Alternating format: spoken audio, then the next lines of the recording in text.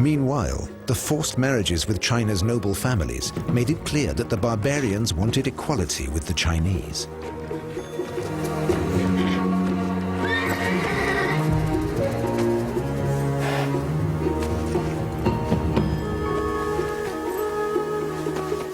For several decades, this foreign policy had maintained a kind of peace on China's northern borders. For the daughters of the Middle Kingdom, their new life with the nomads was more than a culture shock.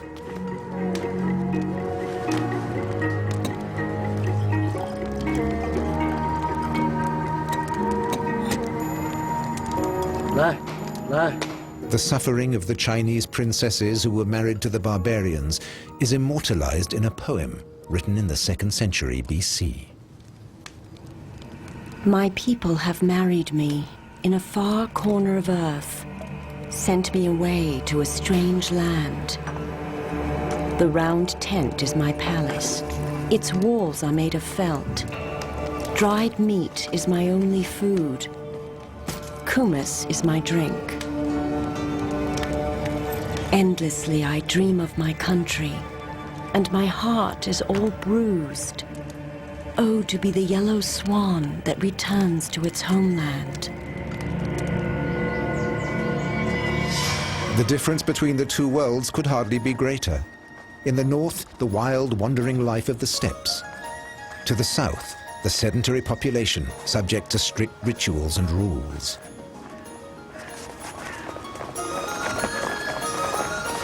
The main props of the Chinese Empire were the officials, educated according to the teachings of Confucius that regulated private and public life in the tiniest detail.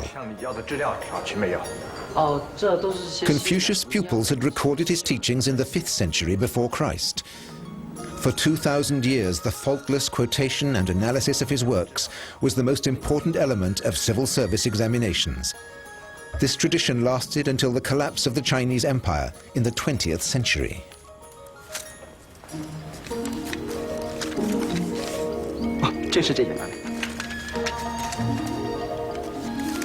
China saw itself as the protector of civilization, the cultural center of the world. And the man who embodied this claim was the emperor, the son of heaven.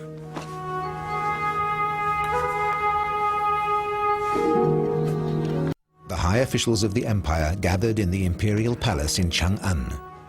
The sublime emperor had summoned them to an audience.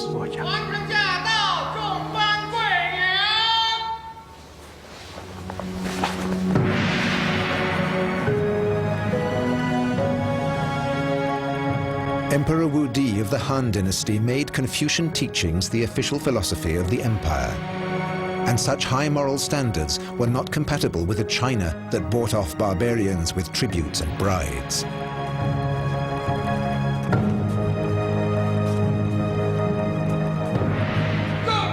Now it is time for the imperial court to determine China's future foreign policy.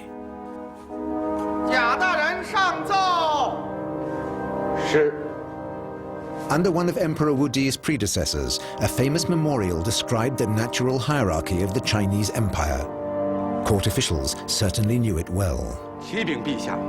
According to this hierarchy, the Son of Heaven is the head of the empire, and the barbarians are the feet. To command the barbarians is the power vested in the emperor on the top, and to present tribute to the Son of Heaven is a ritual to be performed by the vassals at the bottom. The sublime ruler is no longer willing to pay tribute to the barbarians and to continue peaceful and friendly relations with them. 中国有一句话叫做天之所在，天之所覆，地之所载，普天之下，凡双陆所如之处，日月所照临，皆朕赤子，都是我的子民。在这一个大的范围内，天子都有责任让他们得到好的生活。天子有责任维持这个秩序，这个秩序是有等级的，以国君为中心，下面分9幅，诸侯进击远邦，构成一个完整的天下。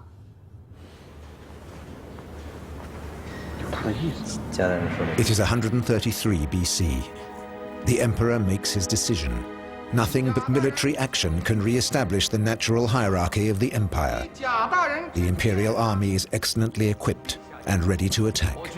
The emperor's generals consider their strategy for the coming offensive. In the past, the Xiongnu were superior on the battlefield, but the generals have learned from their predecessors' mistakes.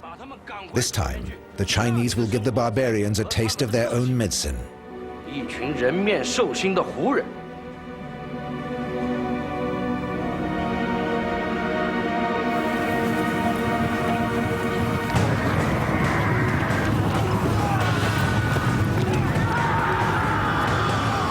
After a series of surprise attacks and skirmishes on the frontier, the empire marches out to the first decisive battle. The general of carriage and cavalry leads a mounted force of thousands into enemy territory.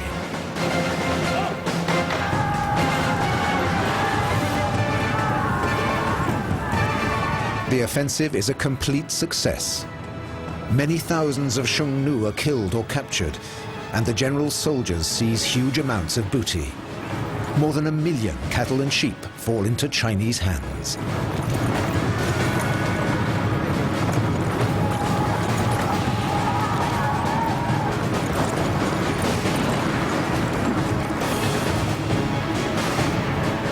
The imperial army forces the Xiongnu back to the far north of the steppes, but more campaigns will follow. This is just the start of Emperor Wu Di's politics of expansion.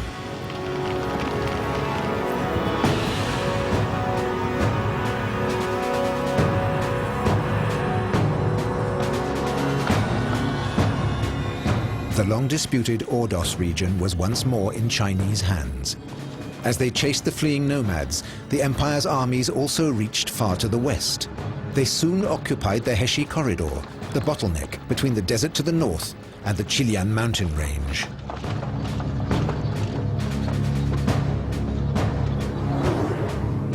But what could they do with this empty stretch of land?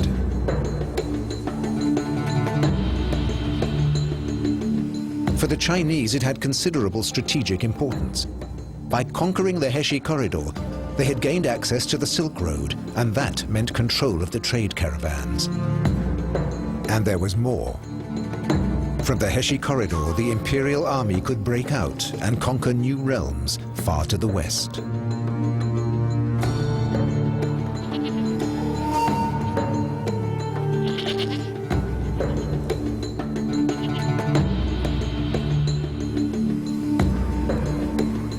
And there, they could find the legendary heavenly horses that the Emperor Wu Di so desired, because with them, he could perfect his new art of war.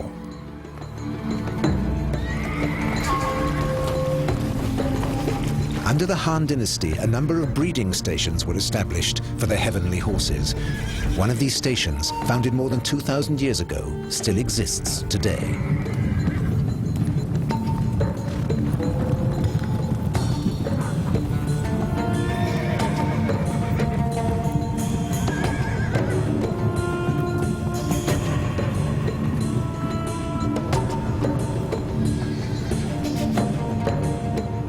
After the successful campaigns against the barbarians, the emperor again summoned his advisors. He asked the critical question: how can the new order, one with force of arms, be maintained? How can the empire's new frontiers be made secure? And how can the conquered territories be protected from enemy attacks?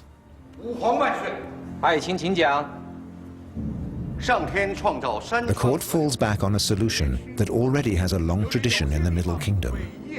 The frontiers will be secured by the construction of a long wall.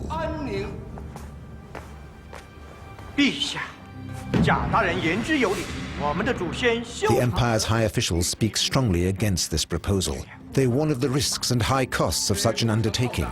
But they cannot change the emperor's mind.